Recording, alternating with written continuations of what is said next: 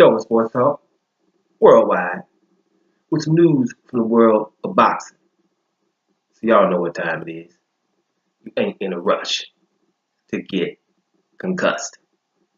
Now, y'all know what time it is with the heavyweight division. It's March Madness, baby. March the 3rd, Louis the Real King Kong Ortiz versus Deontay Wilder. That's the one coming soon, right? So, let's talk about that a little bit. Now, it's something I've been wanting to do for a few days. I've seen some similarities between two athletes and Deontay Wilder since he's fighting this week. I figured I'd drop it on y'all. I feel as though Deontay Wilder, and WBC heavyweight champion, there's a lot of similarities with Dirk Nowitzki, the basketball player, NBA player, Dirk Nowitzki. And, there's the obvious similarities are these are two, tall dudes from the Western Hemisphere. You know what I mean? There's a similarity right there. But for those who don't know Dirk Nowitzki, too much, I put a couple of videos up in the information, so y'all can check it out. I've talked about it before. Dirk Nowitzki kind of revolutionized basketball, right? Kind of revolutionized basketball. And I'm going to tell you why. When the guy came in, the guy's 7 foot tall, right, from Germany, which, Europe, so it's like, wait a minute, you coming over here soft. So he's 7 foot tall, coming in there in the 90s, trying to shoot 3-pointers and being a shooter, right? So they used to call him even Irk Nowitzki, because they left the D off because he don't play no D, is what they were saying, So you had a guy 7 foot tall out there guarding 3 positions. When had no business out there. He's let him guard 4s and he's okay in the defense. But for somebody to be coming in 7 foot tall shooting 3s in that time in the NBA, it's like, man, you almost got to get out the gym. If you wasn't 7 feet tall, I'd probably be kicking you out of the gym. You get on a low block and handle your business there. We got people out here that can shoot. So before his time, you didn't see anybody, 6'2" dude, a guard, giving the ball to a 7-footer and saying, you shoot the 3-point shot. Unheard of.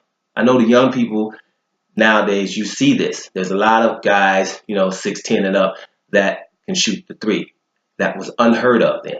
And Dirk Nowitzki didn't train like other NBA players. Him and his man, Holger Geschwender, trained for other things because Holger Geschwender didn't care about just NBA. He was like, I'm training different type of athletes. And Dirk Nowitzki, I'm going to train him to be able to move, right? To be able to use both hands and to shoot and keep it above his head and shoot at 7 foot tall, right? Playing the numbers. If you foul him, he's going to the free throw line. He's going to knock down his free throws.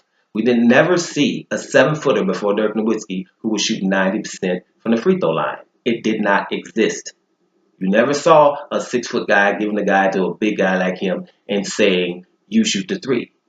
You wasn't seeing too many guys 7 feet tall that's putting the ball on the floor, the left or the right hand, pump faking. Fall away jump shot. Now, Hakeem Olajuwon ain't quite 7 foot, done similar things, but in a different way. We'll talk about Hakeem maybe in a minute. The thing is, unheard of. So what happened was at the beginning, Don Nelson was getting laughed at. What you doing with this dude? Man, we ain't got time for that in the NBA. But they had a vision. Now, Dirk Nowitzki was unstoppable for most of his career. One of the greatest scorers of all time. Just got 31,000, right? Which only like 1 or 2 people in front of him. Ridiculous. Got NBA players emulating his fall away jump shot on one leg.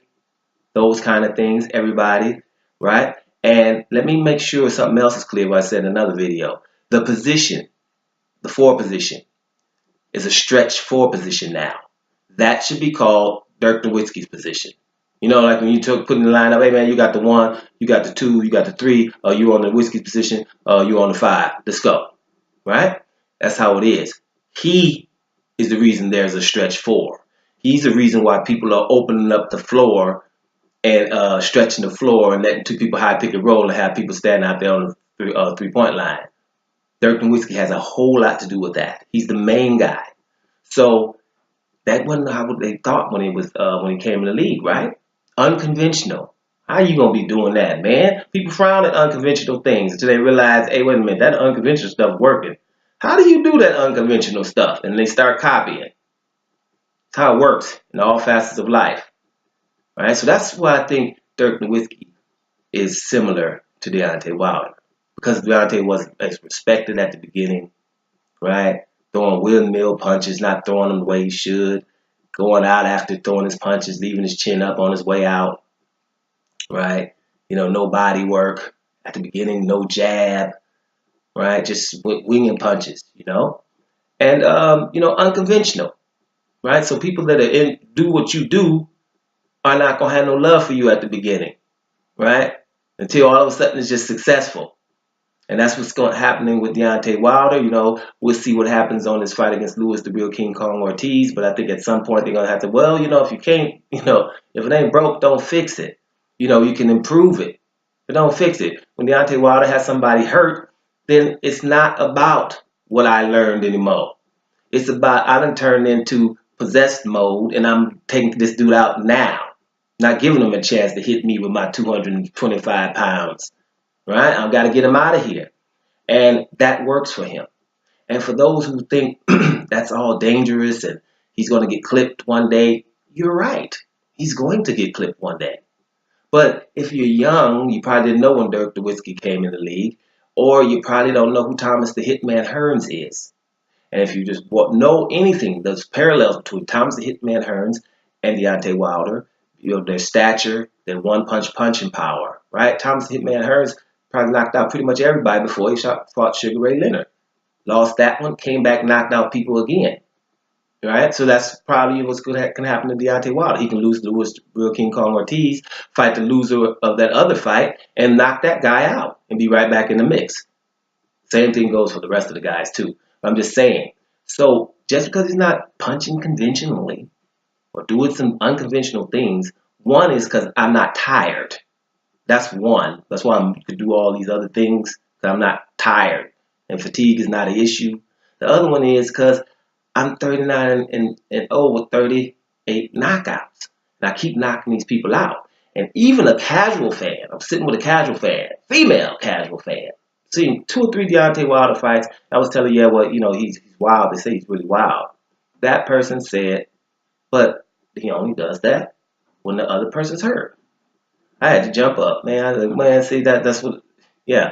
Anyone sees that after 3 or 4 fights. The guy's not wild until it's time to get wild, right? He was fighting with Arthur Spilka the whole fight. Some even feel he was behind. I thought it was kind of even. Same thing with Gerald Washington. He's patient enough to get it done. And don't be surprised. I'm going to state my prediction. Don't be surprised how that fight with Louis the Real King Kong Ortiz can play out. But we'll get to that in my prediction video probably coming tomorrow. But so, point is, when someone comes with something that's unconventional, with something you haven't seen at first, right? Then you can, have no respect for it or have your doubts about it. Of course, it's not how we normally do things around here. But at the end of the day, when that thing becomes efficient, then you'll see everyone's doing it or trying to emulate it quick. And that's in any field you're in. Sports the same way. The same way with Deontay Wilder. Some athletic dude's learning right now. He's probably watching Deontay Wilder videos to try to do it like him because it's working so far, right? So those are the parallels between 2 of the baddest dudes out there. Deontay Wilder hasn't got legend status like Dirk Nowitzki.